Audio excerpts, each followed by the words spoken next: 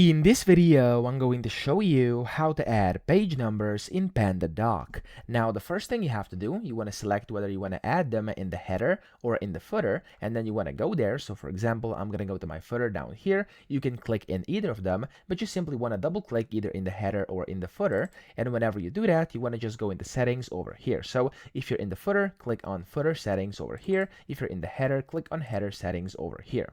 Then you want to go to the bottom of the header and footer settings.